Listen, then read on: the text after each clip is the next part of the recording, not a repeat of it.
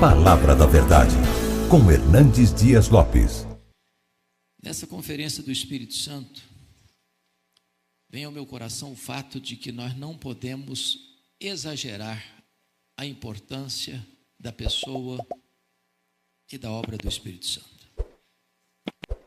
É o Espírito Santo quem nos regenera. É o Espírito Santo quem nos convence de pecado. É o Espírito Santo quem nos batiza no corpo de Cristo. É o Espírito Santo quem nos sela como propriedade exclusiva de Deus. É o Espírito Santo que é o penhor, a garantia de que o Deus que começou a boa obra em nós vai completá-la até o dia de Cristo Jesus. É o Espírito Santo que nos dá dons espirituais. É o Espírito Santo quem produz o fruto em nossa vida, o caráter de Cristo. É o Espírito Santo quem nos transforma em templo da morada de Deus. É o Espírito Santo que inspirou a Bíblia e nos ilumina para entendermos a Bíblia. É o Espírito Santo quem nos santifica. É o Espírito Santo quem nos dá poder. É o Espírito Santo quem nos enche. É o Espírito Santo que intercede por nós e nos assiste em nossa fraqueza. É o Espírito Santo que é o outro consolador. É o Espírito Santo quem nos guia a toda a verdade. E então nós vamos ler a palavra que foi inspirada pelo Espírito Santo, rogando que Ele ilumine o nosso coração, a nossa mente, para entendê-la. Romanos capítulo 8, por gentileza. Romanos 8,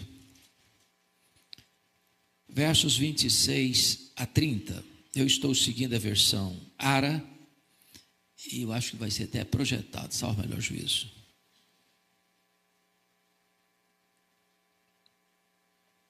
Antes de ler esse texto, todos sabem que Romanos é o grande manifesto cristão. É o Evangelho segundo Paulo. É a obra teológica mais robusta que foi escrita. Talvez o livro mais importante na história da igreja. Foi com a leitura de Romanos que Aurélio Agostinho foi convertido. Foi através da leitura de Romanos que o monge agostiniano Martinho Lutero teve uma experiência com Deus e levantou a bandeira da reforma. Foi através da leitura do prefácio de Lutero à carta de Romanos que John Wesley experimenta um grande avivamento espiritual na sua vida e, por conseguinte, em toda a Inglaterra. Então, os estudiosos dizem que esta carta é a cordilheira do Himalaia de toda a revelação bíblica. E eu estou inclinado a crer que é verdade. E se Romanos é a cordilheira do Himalaia, então Romanos 8 deve ser o pico do Everest. Porque aqui você encontra a obra do Espírito Santo. Aqui você encontra a segurança da salvação que Ele, nos regenerando e nos assistindo, nos fornece. E esse texto diz assim, a partir do verso 26. Também o Espírito semelhantemente nos assiste em nossa fraqueza. Porque não sabemos orar como convém, mas o mesmo Espírito intercede por nós sobremaneira com gemidos inexprimíveis. E aquele que sonda os corações, sabe qual é a mente do Espírito? Porque segundo a vontade de Deus é que Ele intercede pelos santos. Sabemos que todas as coisas cooperam para o bem daqueles que amam a Deus, daqueles que são chamados segundo o seu propósito. Porquanto os que de antemão conheceu, também os predestinou para serem conformes à imagem de seu Filho, a fim de que ele seja o primogênito entre muitos irmãos. E aos que predestinou, a esses também chamou. E aos que chamou, a esses também justificou. E aos que justificou, a esses também glorificou. Bom, eu quero fazer uma declaração contundente, talvez até provocante. E a declaração é esta: nem todas as pessoas que planejam e desejam vencer na vida, vencem na vida. Isso é um fato. E eu queria ilustrar esse fato com a saga esportiva brasileira. Claro que eu não vou recordar vocês a goleada de 7-1. Eu vou trazer à memória esclarecida de vocês fato anterior, 1950. O Brasil hospedava, naquela ocasião, pela primeira vez, uma Copa Mundial de Futebol. A imprensa internacional apontava o Brasil como forte candidato a sagrar-se campeão do mundo. Para não frustrar a expectativa, o Brasil abre aquele campeonato no Maracanã, construído para aquela finalidade, goleando o México por 4-0. Vem para São Paulo e empata com a Suíça por 2-2. Depois ganha da então Iugoslávia por 2-0, classificando-se para a fase seguinte. Quando vai para a fase seguinte, o Brasil se torna um fenômeno, porque ele goleou a Suécia por 7-1. Vai para a semifinal e goleou a Espanha por 6-1. E no dia 16 de julho de 1950, o Brasil entra no Maracanã, com 198 mil torcedores, dependendo apenas de um empate com o Uruguai para sagrar-se campeão do mundo.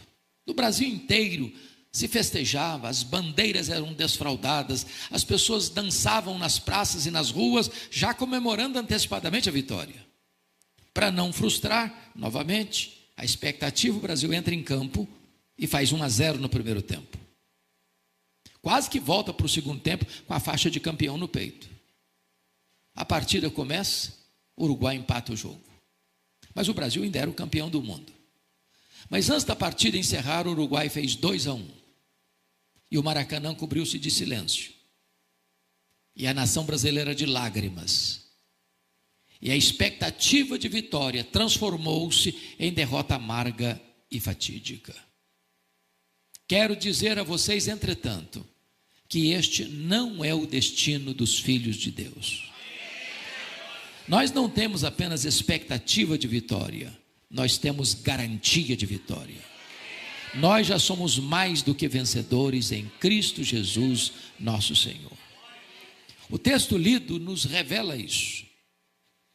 E a primeira coisa que Paulo vai dizer no verso 26 é esta: também o Espírito semelhantemente nos assiste em nossa fraqueza.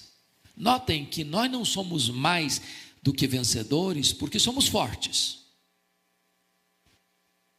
Somos mais do que vencedores apesar de sermos fracos. Eu sempre gostei muito de ler. E praticamente todas as semanas eu visito alguma livraria para ver o que está saindo. E vocês muito bem sabem que os livros mais publicados no Brasil e no mundo são os livros de autoajuda. E os livros que ensinam você a ficar rico rápido. Eu acho que eu não estou lendo direito esses livros. Mas esses livros dizem para você: você é forte. Você é um gigante. Há poder nas suas palavras. Basta fazer cócegas no seu interior, levantar-se-á daí um gigante. Quando eu olho para a Bíblia, ela diz exatamente o contrário. Ela diz que nós somos fracos. Fracos, mas muito fracos. Por exemplo, nós temos fraquezas físicas. Querendo ou não, gostando ou não, o tempo vai esculpindo em nosso rosto algumas rugas indisfarçáveis. As meninas mais inteligentes do que os homens driblam isso melhor, com um bom cosmético. Às vezes acorda de manhã e é um caos. Põe um bom cosmético, vira um cosmos. Daqui a pouquinho uma cirurgia plástica ajuda e muito. Mas chega uma hora, convenhamos, que ainda que o famoso cirurgião plástico Pitangui ressuscitasse dentre os mortos, não teria mais jeito. As pernas ficam bambas, os joelhos trôpegos, as mãos descaídas, os olhos embaçados. E diz os entendidos que cada fio de cabelo branco que brota na nossa cabeça é a morte nos chamando para um duelo. Eu acho que já tem um exército acampado ao meu redor. Temos fraquezas físicas, mas nós temos fraquezas emocionais. Quantos de nós, nas noites mais escuras da alma, já não choramos e gememos, dizendo: meu Deus, eu não aguento mais. Também temos fraquezas morais. Já prometemos a Deus, com lágrimas nos olhos: meu Deus, eu nunca mais vou cometer este erro. E daqui a pouco você se flagra cometendo o mesmo erro. Não é porque faltou para você sinceridade, não, faltou para você poder. Mas ainda nós temos fraquezas espirituais. Nós somos um ser ambíguo, contraditório, paradoxal. O bem que queremos, não praticamos; o mal que não queremos, esse fazemos.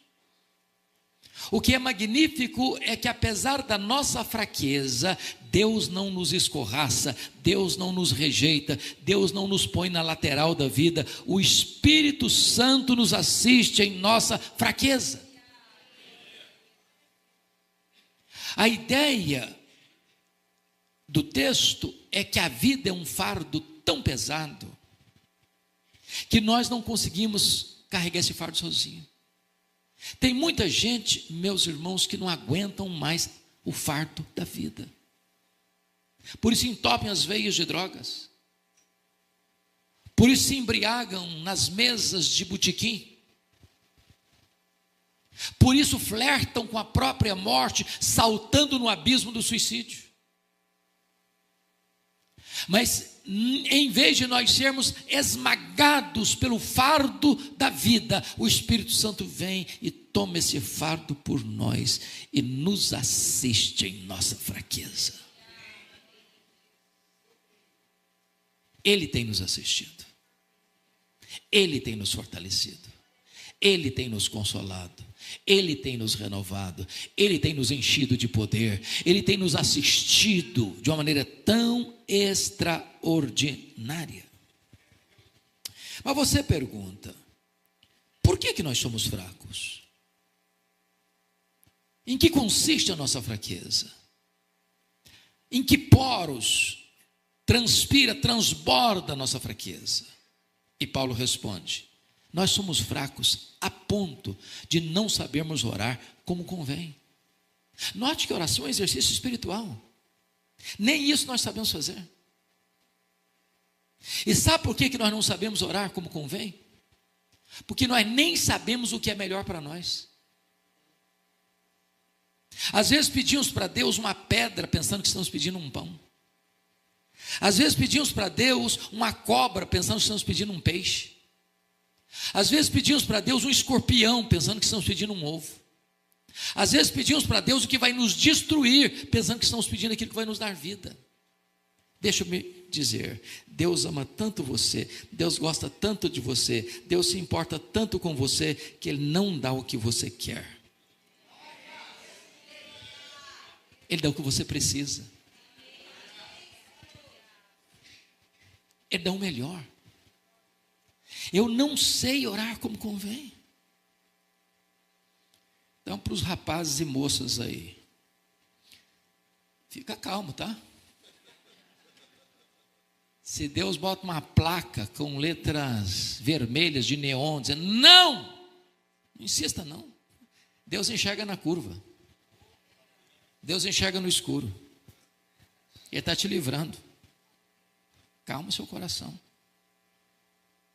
Quando José queria sair do Egito, aliás, da prisão do Egito, ele pediu ao copeiro do faraó para lembrar-se dele. Ele esqueceu. Eu imagino que o José deve ter ficado frustrado e aborrecido. E por que ele não saiu da prisão quando ele queria sair da prisão?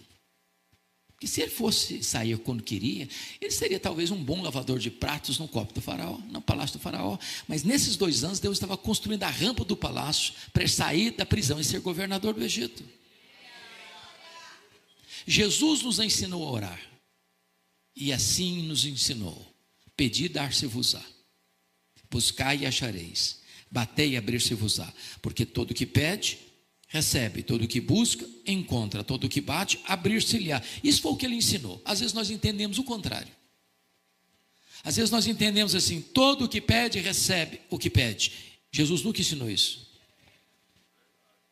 O que ele ensinou foi: todo o que pede, recebe. Ai de nós, se estivesse escrito: todo o que pede, recebe o que pede. Nenhum pai, nenhuma mãe deixa uma criança pequena brincar com a faca afiada. Mas eu quero brincar com a faca, mas não vou dar, meu filho. Sinto muito. Mas eu vou chorar, pode chorar. Eu vou pegar perraça, pode pegar perraça. Não vou entregar a faca para você.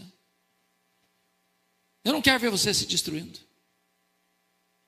Às vezes nós pegamos pirraça, querendo que Deus, meu filho, eu não vou lhe dar, eu sei o que eu estou fazendo, eu tenho o melhor para você, eu vou dar o que você precisa. Você não sabe orar como convém, você não sabe pedir o melhor para você, então deixe que eu tomo conta da sua vida. É o Espírito Santo que nos assiste à nossa fraqueza. Mas nota em segundo lugar, no versículo 26 ainda, quando Paulo diz assim: mas o mesmo Espírito intercede por nós sobremaneira com gemidos inexprimíveis. E eu acho isso aqui de uma riqueza, de uma profundidade exponencial. Pensem comigo. Você tem o Deus Pai, você tem o Deus Filho, você tem o Deus Espírito Santo. São três pessoas distintas, um único Deus, da mesma essência, da mesma natureza, com os mesmos atributos, realizando as mesmas obras.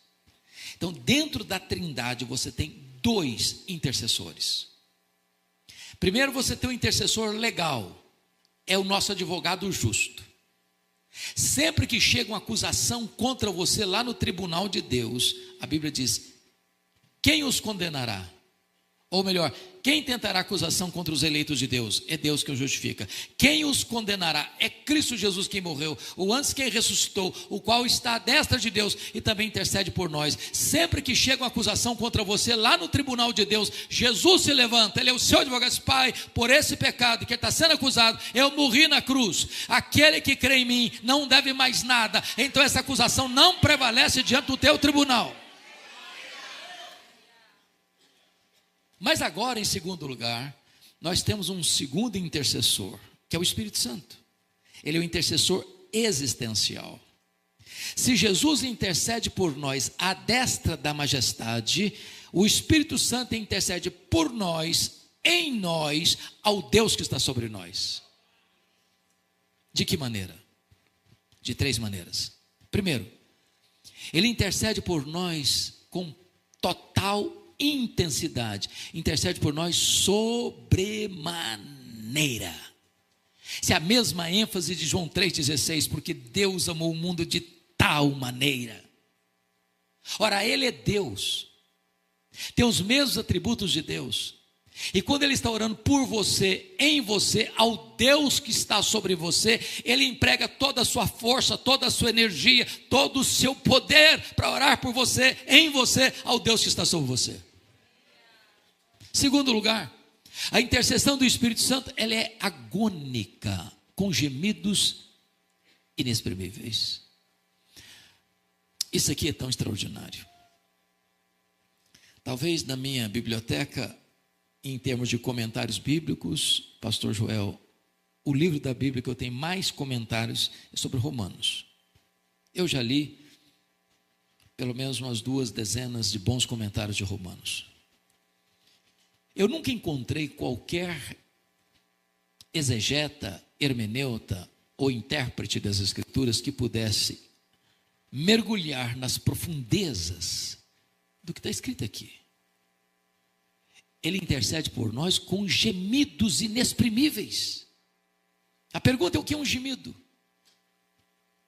O gemido é uma expressão tão intensa de sentimento e de dor que você não consegue articular em palavras. Então você geme. Ora, mas o Espírito Santo é Deus. Portanto, Ele conhece todas as línguas, todos os idiomas, todos os dialetos, de todos os povos, de todos os tempos, de todos os lugares.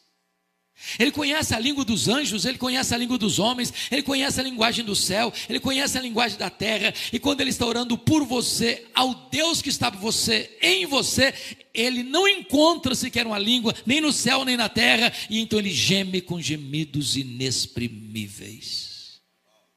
Com essa intensidade e com essa agonia. Mas em terceiro lugar, o Espírito Santo intercede por nós de maneira intensa, de maneira agônica e, em terceiro lugar, de maneira eficaz.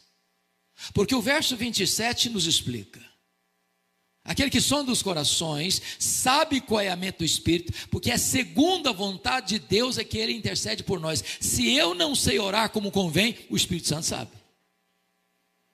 O Espírito Santo nunca vai interceder por você, em você, ao Deus que está sobre você, na contramão da boa, agradável e perfeita vontade de Deus. Pois bem, Paulo prossegue no verso 28 e usa uma palavra extraordinária, começando o verso 28. Como é que ele começa?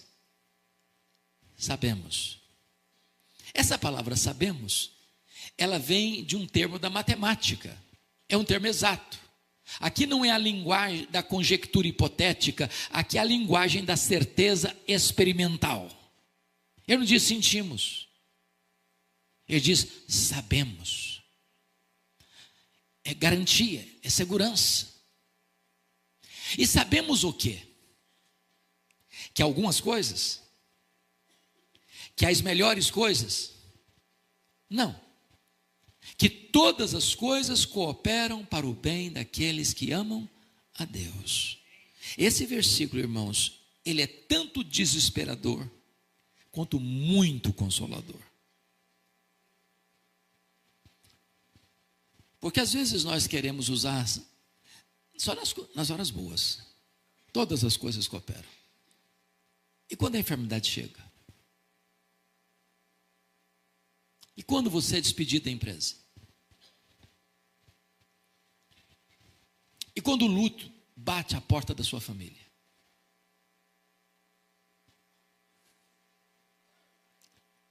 Pode ser desesperador.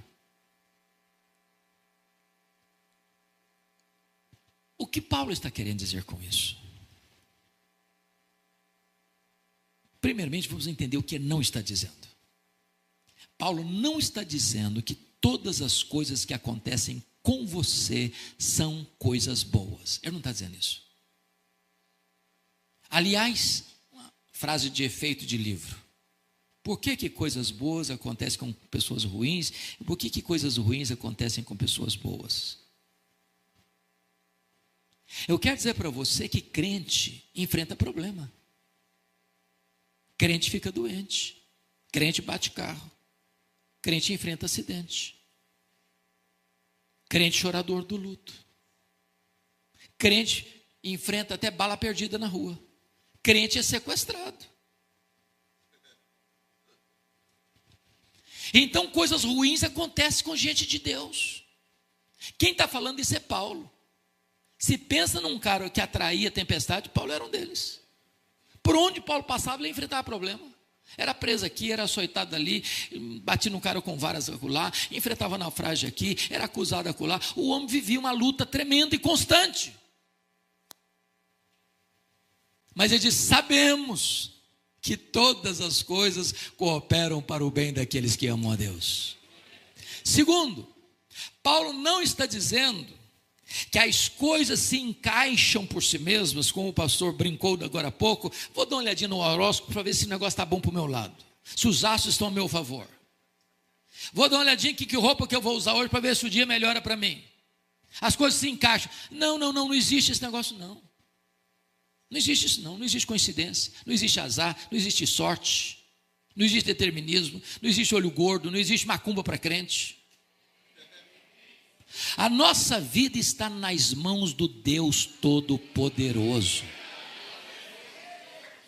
A sua vida está guardada, protegida por aquele que tem as rédeas da história em suas mãos. As coisas não se encaixam como que não coincidência, não. Quem está tecendo os fios da sua vida é o tapeceiro divino. Tem hora que tem coisa assim difícil, tem hora que tem cores mais fortes, tem hora que tem cores mais leves. Ao final, isso vai ser um produto maravilhoso. Terceiro, Paulo não está dizendo que todas as coisas cooperam para o bem de todas as pessoas. Quem semeia vento, colhe tempestade. Quem semeia na carne, da carne colhe corrupção. Mas se você ama Deus, Deus está trabalhando as circunstâncias da sua vida, para que ao fim tudo seja feito para o seu bem. Me permita dizer isso. Tem hora que você não consegue entender o que Deus está fazendo. É verdade. Preste atenção nisso. Se eu conseguisse entender quem é Deus plenamente e tudo que Ele está fazendo, eu seria parecido com Ele, igualzinho a Ele. Eu sou pequeno, eu sou limitado, eu sou fraco. Deus é soberano. Então deixa eu lhe dizer algo. Se você não está entendendo o que Deus está fazendo na sua vida, você pode entender quem é Deus. Ele é bom, Ele é soberano, Ele é seu Pai. Ele está trabalhando por você e não contra você. Me permita ilustrar. Quando Albert Einstein veio à América depois do sucesso da teoria da relatividade, uma repórter perguntou para a esposa dele, que o acompanhava, assim: a senhora compreende a complexa teoria da relatividade pela qual o seu marido é tão famoso no mundo? Ela respondeu: não, eu não compreendo a complexa teoria da relatividade pela qual meu marido é tão famoso no mundo, mas eu compreendo o meu marido. Eu posso não saber tudo o que Deus está fazendo comigo, mas eu posso saber que Deus é bom, que Ele é meu Pai, que Ele tem o melhor para nós. Igual aquele menino que caminhava pela rua, feliz da vida, com um pacote nos braços, correndo alegre, feliz. Alguém aborda o menino e diz: meu filho, o que você está fazendo? Por que você está tão alegre assim? É por causa desse pacote? O que tem desse pacote aí? Eu não sei o que tem desse pacote aqui não. Mas por que você está tão alegre então? Porque foi meu pai que me deu. Meu pai somente dá coisa boa. Me permite ilustrar de outra maneira. Quem já leu As 5 Linguagens do Amor, de Gary Chapman? Alguns, vários aqui. Quando ele era criança, brincando aos pés da mamãe dele, a mãe estava fazendo um bordado à mão. E ele olhou o bordado de baixo para cima, pelo avesso, e não conseguiu conter. E disse: mamãe, mas que coisa horrível o senhor está fazendo. As linhas estavam soltas. A mãe compreendeu o dilema dele, pegou no colo, mostrou o bordado de cima para baixo. Tinha beleza, tinha harmonia, tinha cores. Tem hora que nós olhamos para a nossa vida como uma criança olha o bordado pelo avesso. As linhas estão soltas, as coisas não se encaixam. Mas haverá um dia em que Deus vai botar você no colo dele, vai mostrar a sua vida de cima para baixo, e então você vai compreender que sempre Deus esteve trabalhando para o seu bem. Agora, a pergunta é: que bem é esse? Que bem é esse? Será que é ser rico? Ser rico é uma bênção. É ter saúde? Ter saúde é uma bênção. É ter sucesso profissional? Ter sucesso profissional é uma bênção. É ter uma família maravilhosa? Ter uma família maravilhosa é uma bênção. Que bem é esse? Que todas as coisas cooperam para ele. A resposta está no verso 29. E no verso 29 está escrito que Deus nos predestinou para sermos conformes à imagem do seu Filho. Sabe qual é o grande projeto de Deus na sua vida? Não é você ser rico, não é você ser famoso. Isso pode até vir a reboque. O grande projeto de Deus na sua vida é fazer de você uma pessoa parecida com Jesus. Em outras palavras, o projeto de Deus não é apenas levar você para o céu.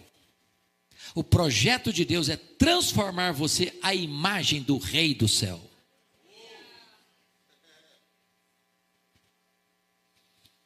Como isso acontece? O verso 30 responde: aos que Deus predestinou, a esses Deus também chamou. Sabe o que Paulo está dizendo? Que tudo começa com Deus e não com você. Não fui eu quem escolhi a Deus, foi Deus quem me escolheu. Não fui eu quem achou Jesus, ele não estava perdido, perdido estava eu. Foi ele que me achou. Não foi eu que comecei a amar a Deus e então, em resposta ao meu amor por Ele, Ele passou a me amar. Não. Ele me amou primeiro. O meu amor por Ele é um refluxo do fluxo do amor dEle por mim.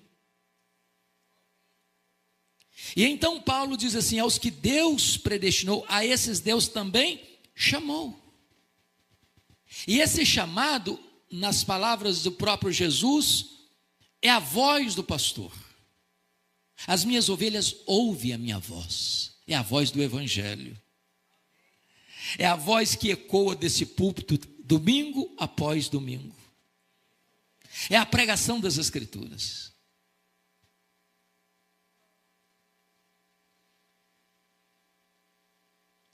Aos que Deus predestinou, a esse Deus também chamou. E vocês muito bem sabem que há dois chamados. Há um chamado externo e há um chamado interno. Irmãos, convenhamos aqui. Já passaram por esse púlpito tantos homens de Deus. Pastor Joel é um homem de Deus e ele prega aqui toda semana. Mas ele, qualquer outro que subir a esse púlpito ou em qualquer outro púlpito, nós somos rigorosamente limitados. Sabe o que significa isso? Que nós só podemos falar aos ouvidos. Só o Espírito Santo pode falar ao coração. Foi isso que João Batista disse no deserto: eu batizo com água, mas aquele que vem depois de mim é mais poderoso do que eu, ele vos batizará com o Espírito Santo e com fogo. Só ele pode fazer isso, nós não podemos.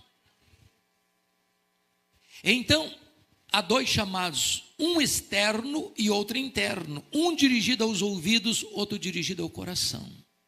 Foi Jesus quem disse: muitos são chamados, poucos escolhidos. Mas se eu pudesse ouvir o testemunho de conversão de cada um aqui, nós escutaríamos histórias tão lindas, tão lindas. Quando a pessoa ouve o Evangelho, o Espírito Santo vem, tira o tampão dos ouvidos, tira a venda dos olhos, vai lá dentro, tira o coração de pedra e dá um coração de carne. E de repente aquilo que nunca tinha feito sentido para você, faz todo o sentido do mundo. De repente aquilo que você não tinha nenhum prazer, agora é o deleite da sua alma. De repente aquilo que encantava os seus olhos, agora não encanta mais. Essa voz é poderosa. Permita ilustrar de novo.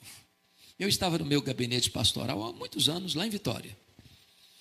Na segunda-feira chega um cidadão, bate a porta do gabinete e disse: eu posso falar com o senhor? Eu falei: claro que pode. Ele me disse: eu estive aqui no culto à noite, ontem à noite, no culto da igreja. Eu falei: mas que bom, o senhor é muito bem-vindo aqui. Ele me respondeu: mas eu não vim participar do culto, não. Eu falei: como assim? Não, não vim participar do culto. Eu falei: mas o senhor veio fazer o quê? Ele me respondeu: eu vim roubar um carro. Eu era um traficante. E eu estava lá na rua, o carro estacionado em frente, olhando que carro seria mais fácil eu levar. Quando eu escutei uma música que brotou do templo. E do jeito que eu estava, com meu revólver 38 na cintura, eu entrei. E quando eu entrei, a palavra de Deus foi tão poderosa no meu coração, que as escamas caíram. E eu saí daqui ontem chorando, e cheguei em casa chorando, e minha mulher me perguntou: o que aconteceu com você, Ricardo? Alguém te machucou? Alguém te feriu? Eu respondi para ela: não, mulher, aquele homem que você conhecia não existe mais. Jesus mudou a minha vida.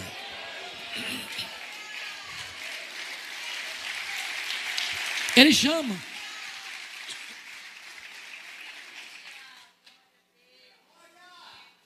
Chama na rua, chama no hospital, chama numa cama de CTI, chama num campo de futebol, chama no bar da esquina. Um dos meus colegas de turma se converteu de uma maneira muito interessante. Ele estava vindo de um baile de madrugada, bêbado. Viu um folheto rasgado, sujo, amarrotado no chão, cheio de poeira. Ele pegou o folheto. Ainda tinha lucidez para ler. E leu o folheto amarrotado e se converteu de madrugada, sozinho no meio da rua, voltando para casa bêbado. Pastor, pregador do Evangelho. Então a voz de Deus é poderosa. O que Deus predestinou, a esse Deus também chamou. E prossegue Paulo: e aos que Deus chamou, a esses Deus também justificou. Meus irmãos, aqui está o coração da Bíblia. Eu quero encorajar você em nome de Jesus. Obrigado, Carisma. Estudem, compreendam o que a Bíblia ensina sobre justificação. Irmãos, isso é a essência da Bíblia. Justificação é um ato legal de Deus, não é um processo, como a santificação. É um ato, acontece uma única vez, nunca mais se repete. Não acontece dentro de você, não acontece lá no tribunal de Deus. A justificação não tem graus, significa uma pessoa que acabou de ser regenerada agora está tão justificada quanto um crente de 50 anos de vida piedosa. Então vamos compreender um pouquinho o que é isso. A Bíblia diz que todos pecaram e destituídos estão da glória de Deus. Quantos pecaram? Todos. Quantos estão destituídos da glória de Deus? Todos. Quantos justos existem? Nenhum sequer. Então aqui está todo mundo no mesmo nível. Agora, a Bíblia diz que nós pecamos por palavras e vamos dar conta no dia do juízo por todas as palavras frívolas que proferimos. Preste atenção. Você lembra de todas? Só fazer um checklist. Já falou mal dos outros?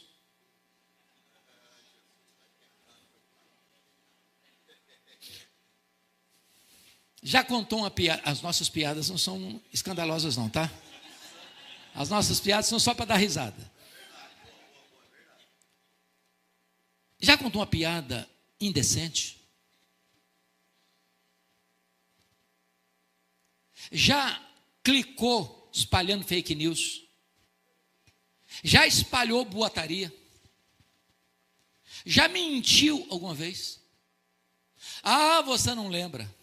Está tudo registrado nos anais do tribunal do céu. Vamos dar conta, em segundo lugar, de todas as nossas obras. O que você fez, seu pai não viu, sua mãe não viu, seu filho não viu, sua filha não viu, seu marido não viu, sua mulher não viu, seu pastor não viu, Deus viu. Você apagou a luz, fechou a porta do quarto, Deus estava lá. Vamos dar conta no dia do juízo pelas nossas omissões. Se você sabe que deve fazer o bem e não faz, nisso você está pecando. Mas mais grave do que isto, a Bíblia diz que nós vamos dar conta no dia do juízo pelos nossos pensamentos e desejos. Permita fazer uma digressão rápida. Você sabia que Paulo, em Romanos 7, só chegou à conclusão de que ele era pecador por causa do 10º mandamento da lei? Qual a diferença dos 9 primeiros mandamentos para o 10º? Os 9 primeiros mandamentos do decálogo, da lei de Moisés, todos são objetivos. Qualquer um olha, qualquer um observa, qualquer um percebe, qualquer um julga. Não terás outros deuses, não farás imagem de escultura, não tomarás o nome do Senhor teu Deus em vão, guarda o dia do Senhor, honra teu pai e tua mãe, não matarás, não adulterarás, não furtarás, não dirás falso testemunho. Qualquer pessoa pode olhar, legislar e julgar. Mas o 10º mandamento é: não cobiçarás. Isso é foro íntimo, isso é subjetivo, isso só Deus vê, só o tribunal de Deus tem competência de julgar e julga. Agora, preste atenção. Os entendidos da área, e aqui tem alguns, inclusive meu amigo Felipe, os psicólogos dizem que passam pela nossa cabeça em torno de 10.000 pensamentos por dia. Tem dia que passa até um pouco mais. Quantos desses pensamentos você teria vergonha de contar para o seu amigo mais próximo? Pense comigo se nesse telão aqui fossem colocados o que nós pensamos a semana passada. Botaria todos nós de cara no chão. Eu acho que a essas alturas, pastor Joel, tem alguém dizendo assim: eu vim aqui hoje para escutar uma coisa mais light, eu não estou gostando desse negócio.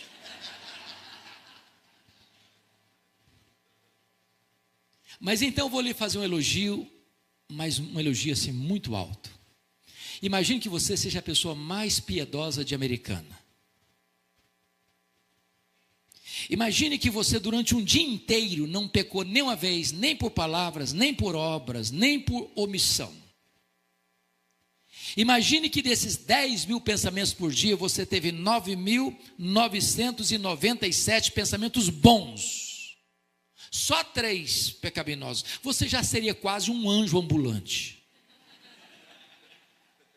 Mas se você tiver só 3 pecados por dia, no final de um mês, quantos pecados você terá? 90. E no final de um ano? Quem fez comum aí? 90 vezes 12. 1.080. Vamos arredondar para 1.000, para melhorar.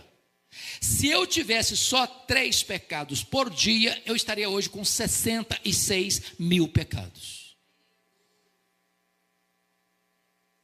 Agora, pense comigo, um réu vai a júri popular, e o advogado de acusação e o promotor provam pelos autos do processo que aquele réu cometeu 66.000 violações da lei. Qual é a condição desse réu? Vai ser condenado. Bom, mas os tribunais aqui da terra, você compra juiz, você suborna a testemunha, você compra a sentença, o justo sai como inocente, com o culpado sai como inocente. Mas eu pergunto a você, lá vai ser o reto juiz, Jesus, juiz de vivos e de mortos. Você acha que alguém vai chegar para ele e falar: dá um jeitinho para mim aqui que eu molho a tua mão, Jesus? A Bíblia diz que a alma que pecar, essa morrerá, e Deus não terá o culpado por inocente. Mas deixa eu dizer agora uma coisa complicada para você. Você não precisa ter 66.000 pecados para não entrar no céu, não. Se você tiver um único pecado, você não pode entrar no céu. Vou dizer algo mais chocante. Só gente perfeita entra no céu. Sabia disso? Porque está escrito na Bíblia que nada contaminado vai entrar no céu. Se entrar um pecado no céu, o céu não é mais céu. Aí você está chegando a uma conclusão terrível. Se é desse jeito, então eu estou frito. Parabéns, é isso mesmo. É isso mesmo. O que significa isso? Significa que você nunca, jamais pode salvar a você mesmo. É impossível você salvar a você mesmo pelas suas obras, pelos seus méritos, pela sua religiosidade, pelos seus predicados morais. Mas eu tenho uma gloriosa notícia a dar para vocês nesta noite. Aquilo que você e eu não podemos fazer, Deus fez por nós. Deus fez por nós. Ele enviou o seu filho, o seu único filho, como nosso fiador, como nosso representante, como nosso substituto. E diz a Bíblia, quando Jesus estava lá na cruz, Deus o Pai lançou sobre ele a iniquidade de todos nós. Diz 1 de Pedro 2,24 que foi carregando sobre o seu corpo no madeiro os nossos pecados. E diz a Bíblia que aquele que não conheceu o pecado, Deus o fez pecado por nós. O meu pecado, o seu pecado, o nosso pecado foi colocado sobre Jesus. Não havia beleza nele naquele momento. O sol escondeu o rosto dele. O próprio Pai escondeu o rosto dele e o desamparou, porque ele era totalmente pecado. Não o seu pecado, o meu pecado, o seu pecado, o nosso pecado, todos sobre ele.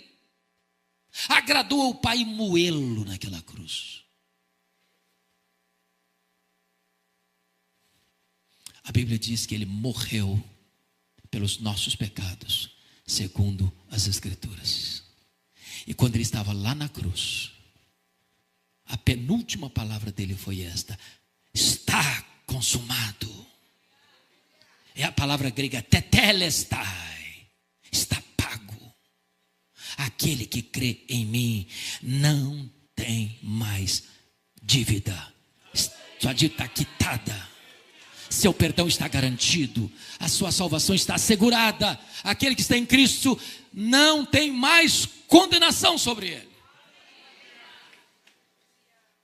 Não apenas você não tem mais dívida no tribunal de Deus, mas a Bíblia diz que aquele que não conheceu o pecado, Deus o fez pecado por nós, para que nele nós fôssemos feitos justiça de Deus. Quando Deus puxa a sua ficha lá no tribunal do céu, não apenas não tem mais dívida, mas tem um depósito, um saldo infinitamente poderoso na sua conta. Toda a justiça de Cristo está na sua conta. Você está justificado. Eu vou encerrar, mas preciso dizer isso ainda. Ensaiaram bem, vocês estão de parabéns.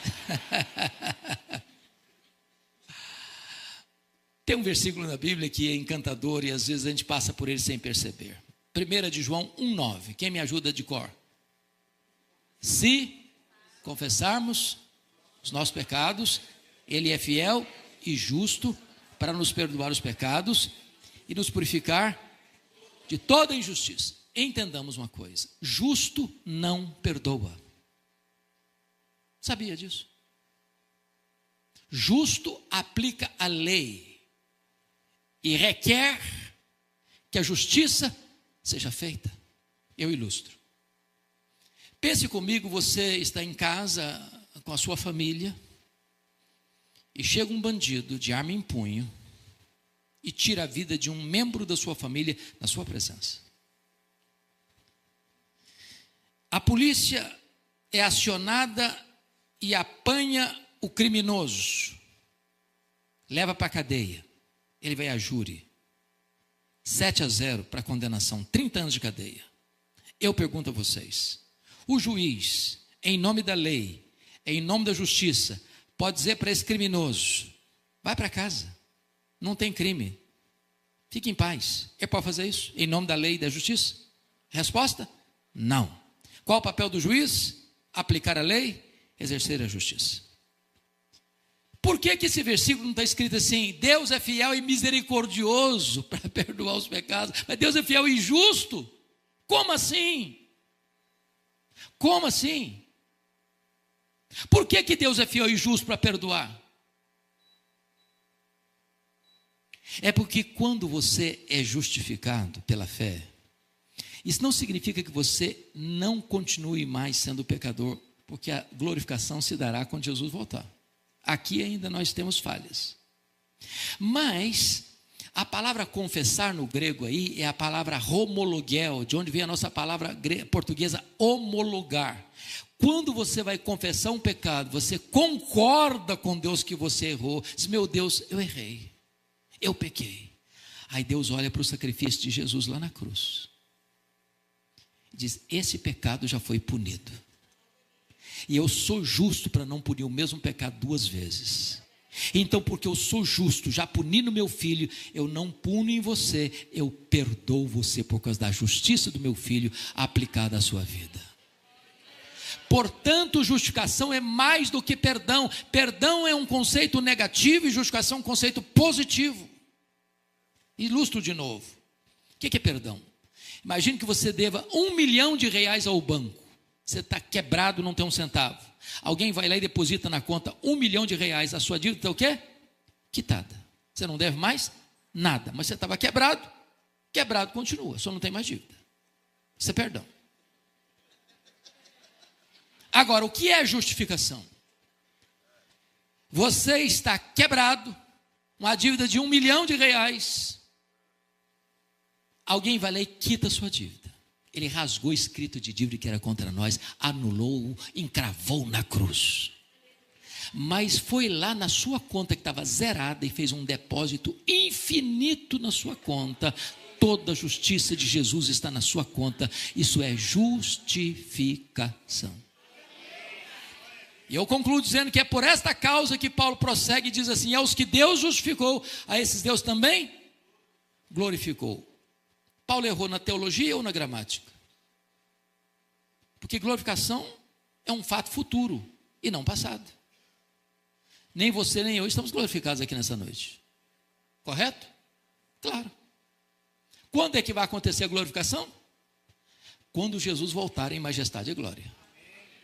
Mas Paulo coloca a glorificação como um fato pretérito, passado, consumado. Sabe por quê?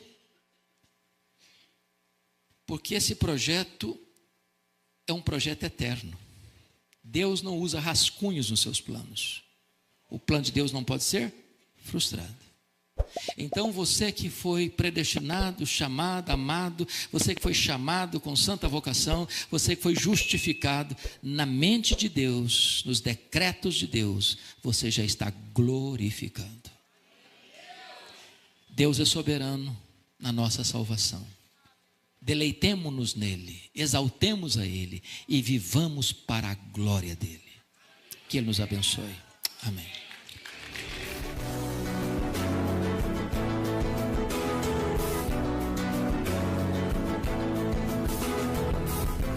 Palavra da Verdade, com Hernandes Dias Lopes.